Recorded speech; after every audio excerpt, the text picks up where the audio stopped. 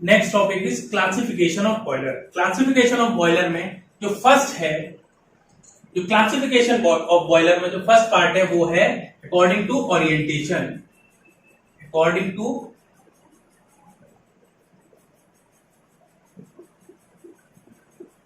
Orientation of boiler. इसमें तीन classification है, वर्टिकल, दूसरा आपका horizontal and third one is inclined.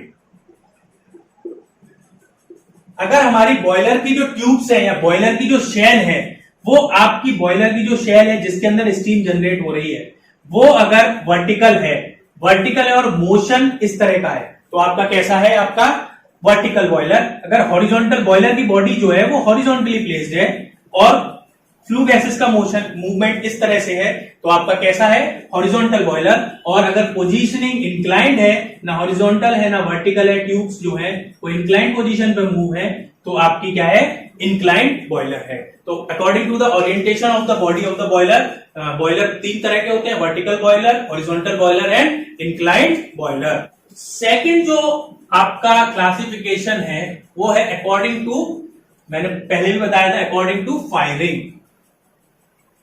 According to firing क्या होता है, दो तरह के बॉयलर्स होते हैं, वो होते हैं internally fired boiler,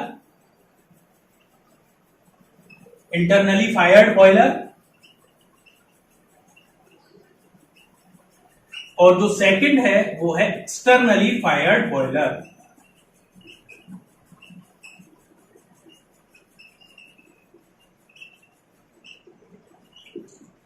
internally fired boiler and externally fired boiler. Internally fired boiler और एक्सटर्नली फायर्ड बॉयलर का मतलब, अगर फ्यूल का कंबशन बॉयलर की ट्यूब्स के अंदर हो रहा है, बॉयलर की ट्यूब्स के अंदर हो रहा है, तो वो क्या है, बॉयलर की ट्यूब्स की बॉयलर की शेल के अंदर हो रहा है, तो वो क्या है, आपका इंटरनली फायर्ड बॉयलर है। अगर कंबशन बॉयलर की शेल के बाहर हो रहा है तो वो एक्सटर्नली फायर्ड बॉयलर है। हमारे जो बॉयलर है, जितने भी स्टेशनरी बॉयलर हैं, वो ज्यादातर 90% केसेस में आपके इंटरनली फायर्ड बॉयलर्स होते हैं।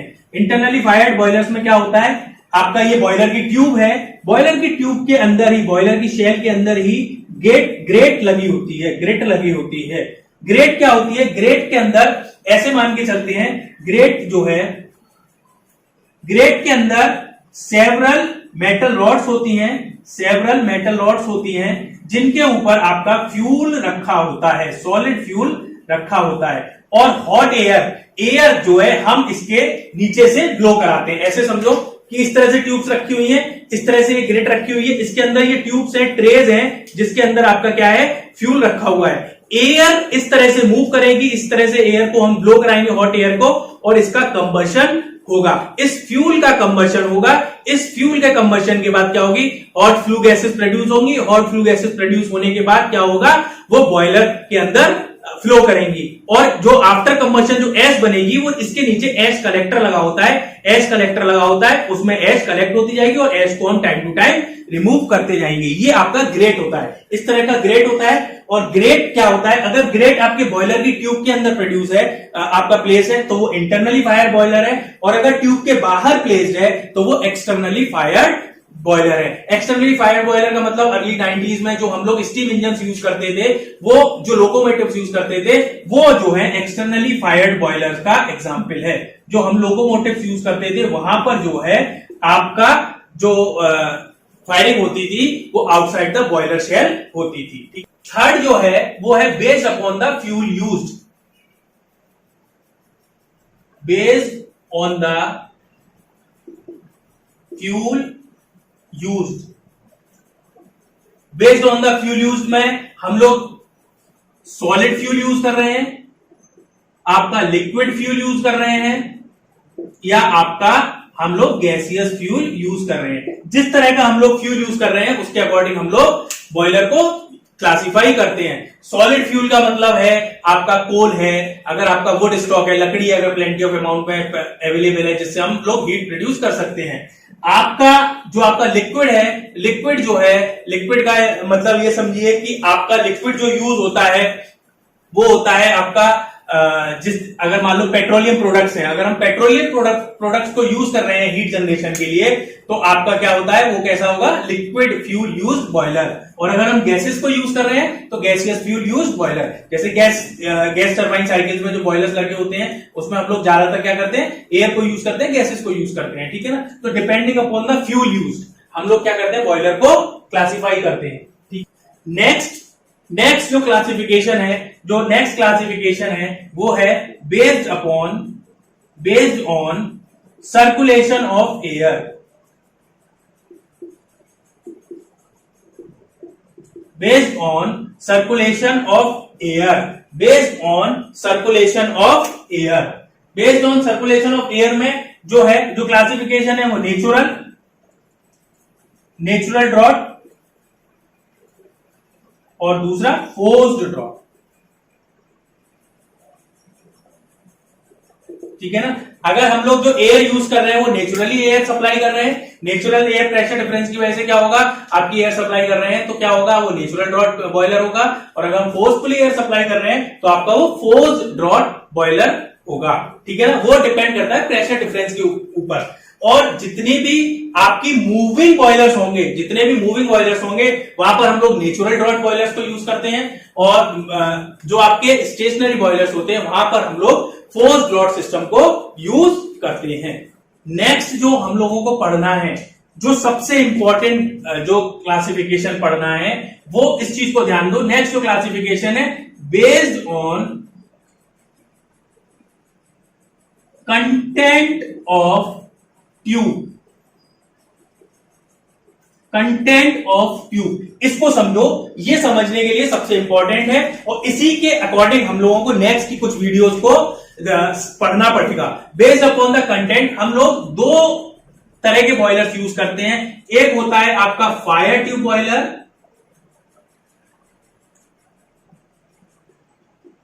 और दूसरा होता है आपका वाटर ट्यूब बॉयलर।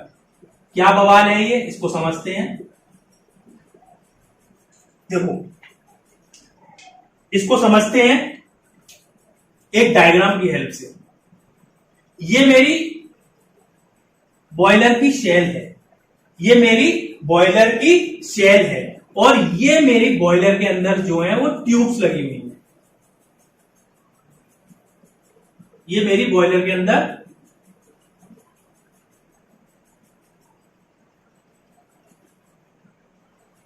ये मेरी ट्यूब्स हैं, बॉयलर की ट्यूब्स हैं। ये आपकी शेल है, बॉडी है बॉयलर की, और ये अंदर की ट्यूब्स हैं, ठीक है। ये बॉयलर की ट्यूब्स हैं। अगर ट्यूब्स के अंदर क्या हो रहा है, हम लोग फ्लू गैसेस भेज रहे हैं, फ्लू गैसेस ट्यूब्स के अंदर भेज रहे हैं, और बॉयलर की जो बॉडी है वो किससे, वाटर से भरी हुई है।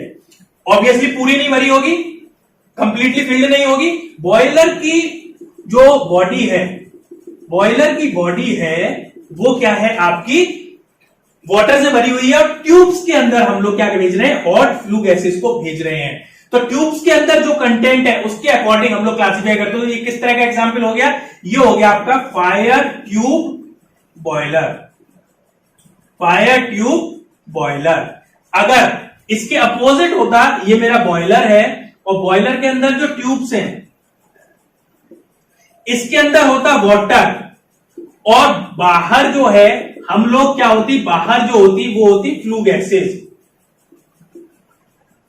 बाहर होती हमारी हॉट फ्लू गैसेस, ट्यूब्स के अंदर क्या होता, वाटर। तो ये हो जाता वाटर ट्यूब बॉयलर, ये हो जाता आपका वाटर ट्यूब बॉयलर, ठीक है। ये हो जाता आपका वाटर ट्यूब बॉयलर। दोनों तरह के बॉयलर्स यूज होते हैं, दोनों तरह के बॉयलर्स यूज होते हैं, दोनों की अपनी अपनी एडवांटेजेस हैं, दोनों की अपनी अपनी डिसएडवांटेजेस हैं। इसकी हम कंपैरेटिव स्टडी करते हैं थोड़ी सी डिटेल में, ठीक है ना, कि what are fire tube boiler, how they are advantages, क्यों हम वाटर ट्यूब बॉयलर्स को यूज करते हैं, और कौन से हमारे फायर ट्यूब बॉयलर्स हैं, और फायर ट्यूब बॉयलर्स को हम लोग क्यों यूज करते हैं। तो ठीक है ना, एक तरफ लिखते हैं हम फायर ट्यूब बॉयलर,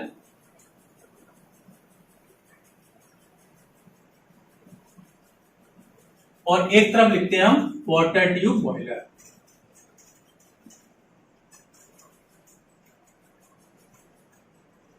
एक तरफ लिखते हैं हम लोग फायर ट्यूब बॉयलर और एक तरफ लिखते हैं हम लोग वाटर ट्यूब बॉयलर। तो सबसे पहली बात, जहां पर भी हम लोगों को जहां पर भी लो प्रेशर पर स्टीम जनरेट करनी होगी वहां पर हम लोग फायर ट्यूब बॉयलर को यूज करेंगे। अप टू जो यहां पर जो स्टीम की रेंज होती है वो होती है अप टू 15 to 20 बार। जहां पर भी हम लोग को लो प्रेशर स्टीम जनरेशन की जरूरत होगी वहां पर हम लोग फायर ट्यूब बॉयलर को यूज करेंगे।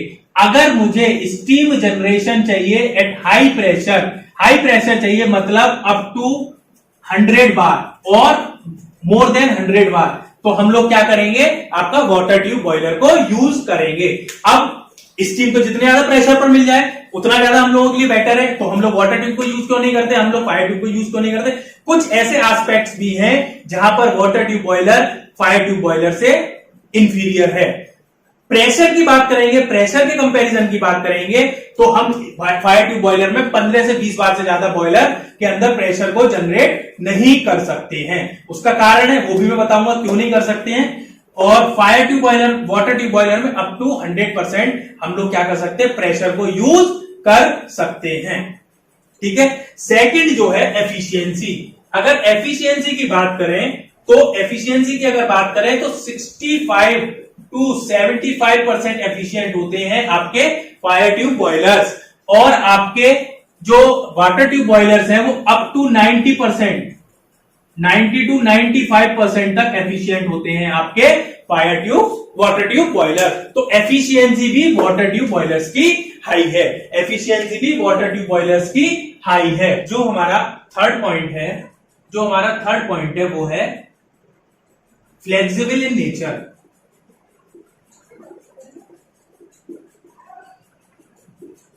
और ये जो है वो लेस फ्लेक्सिबल है। फ्लेक्सिबल ये भी है और ये लेस फ्लेक्सिबल है। मतलब अगर हमारी सप्लाई को हमें वेरी कराना है, डिमांड अगर हमारी वेरी होती है तो उसके अकॉर्डिंग इसकी फ्लेक्सिबिलिटी ज्यादा होती है in comparison to water tube boiler. Next जो इसकी एडवांटेज है, जो सबसे बिगेस्ट एडवांटेज है वो है लेस मेंटेनेंस, और ये है हाई मेंटेनेंस बॉयलर। क्यों है इसको समझेंगे। हाई मेंटेनेंस बॉयलर क्यों है, कहने से काम नहीं चलेगा। देखो इसके अंदर क्या है, इसके अंदर जो ट्यूब्स हैं, ट्यूब्स के अंदर क्या है, आपकी हॉट फ्लू गैसेस क्या कर रही है, फ्लो कर रही है। और यहां पर क्या है, आपका ट्यूब्स के अंदर वाटर है। तो यहां पर जो ट्यूब्स होती हैं वो एक या दो ट्यूब्स होती है मैक्सिमम, जिसके अंदर हॉट फ्लू गैसेस फ्लो करती हैं। एक या मैक्सिमम दो ट्यूब्स होती हैं जिसके अंदर हॉट फ्लू गैसेस फ्लो करती हैं, और सारा की सारा क्या है, यहां पर क्या है, वाटर है सारा की सारा। इसमें क्या होता है, बंडल ऑफ ट्यूब्स होती हैं, बहुत बंडल ऑफ ट्यूब्स होती हैं। बंडल ऑफ ट्यूब्स होने की वजह से क्या है, अगर वाटर की वजह से स्केलिंग हो रही है, रस्टिंग हो रही है ट्यूब्स के अंदर, तो इसमें इजीली हम लोग क्या करते हैं, रिमूव कर सकते हैं उस रस्टिंग को। पर यहां पर बंडल ऑफ ट्यूब्स है, बंडल ऑफ ट्यूब्स की मेंटेनेंस, नंबर ऑफ ट्यूब्स बहुत ज्यादा है, बहुत सारी ट्यूब्स लगी हुई है, तो हर ट्यूब्स की स्केलिंग को, हर ट्यूब को बंडल ऑफ ट्यूब्स को मेंटेन करने के लिए हम लोगों को ज्यादा एफर्ट, ज्यादा कॉस्ट लगती है। इसीलिए ये हाई मेंटेनेंस बॉयलर है और ये आपका लो मेंटेनेंस बॉयलर है। तो और फिर बात करते हैं सेफ्टी की। अगर सेफ्टी की बात करें तो फायर ट्यूब बॉयलर जो है वो मोर सेफर है इन कंपैरिजन टू आपका वाटर ट्यूब बॉयलर। क्यों है मैं वो भी बता देता हूं, लेस सेफर। ठीक है, ऐसा नहीं है कि ये सेफर नहीं है, पर इसके कंपैरिजन, एक तो ये लो प्रेशर पर ऑपरेट होता है, ये हाई प्रेशर पर ऑपरेट होता है, पहली बात ये है। दूसरी बात क्या है कि ये क्या है, इसके अंदर फ्लू गैसेस क्या है, ट्यूब के अंदर है। फ्लू गैसेस अगर ट्यूब के अंदर है, किसी कारण से हमारी feed water pump proper function नहीं कर पा रही है, और वाटर का अमाउंट अगर मान लो इसमें कम हो रहा है, तो क्या होगा, ट्यूब्स के अंदर फ्लू गैसेस है और पूरी की पूरी शेल क्या हुई है, आपकी क्या भरी हुई है, किससे भरी हुई है, आपकी वाटर से भरी हुई है। अगर हमारा वाटर का अमाउंट कम हो रहा है, वाटर अगर सप्लाई प्रॉपर नहीं हो रहा, तो ओवर हीटिंग होगी, और ओवर हीटिंग की वजह से क्या होगा, क्योंकि इसके चारों तरफ, ट्यूब्स के चारों तरफ क्या है, वाटर है, तो आपका बॉयलर की ट्यूब डैमेज होने की पॉसिबिलिटी कम है। यहां पर अगर ओवरहीटिंग हो गई, तो प्रेशर इतना इंक्रीज हो जाएगा कि हो सकता है बॉयलर बस्ट भी हो जाए, बॉयलर क्या हो जाए, बस्ट भी हो जाए, ड्यू टू क्या, प्रेशर, ड्यू टू प्रेशर। इसीलिए आपका ये लेस सेफर है।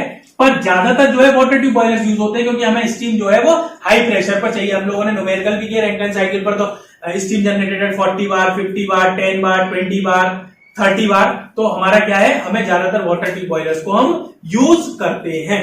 अगर हम क्वांटिटी की बात करते हैं तो यहां पर जो है steam generated in less quantity, जब हमें लेस क्वांटिटी की में स्टीम की रिक्वायरमेंट होती है तो हम लोग फायर ट्यूब बॉयलर को यूज करते हैं। और हमें अगर स्टीम हाई अमाउंट में जरूरत है, अगर हाई अमाउंट में, हाई क्वांटिटी में स्टीम चाहिए, तो हम लोग क्या करेंगे, वाटर ट्यूब बॉयलर की तरफ शिफ्ट करेंगे। वाटर ट्यूब बॉयलर की तरफ शिफ्ट करेंगे। ये कुछ कंपैरेटिव फीचर्स हैं जिनकी जो है आपके वाटर ट्यूब बॉयलर और फायर ट्यूब बॉयलर्स में हम लोग देखते हैं। Thank you.